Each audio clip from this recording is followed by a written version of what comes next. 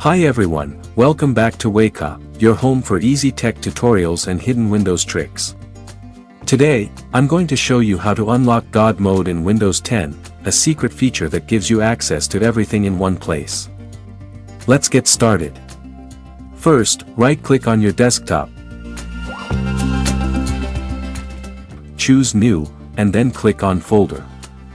Now, rename the folder with this exact text. You can copy and paste it. Then hit Enter. The folder icon will instantly change to look like the control panel. Double-click it, and you've just entered GodMode.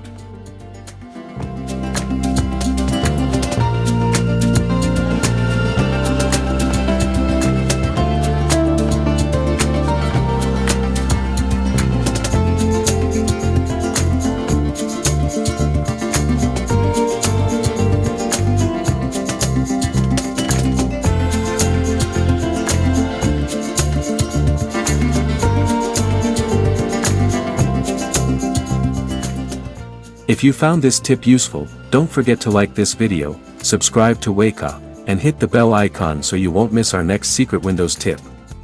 Have any tech tricks you want us to cover? Drop them in the comments below. Thanks for watching, and see you in the next video.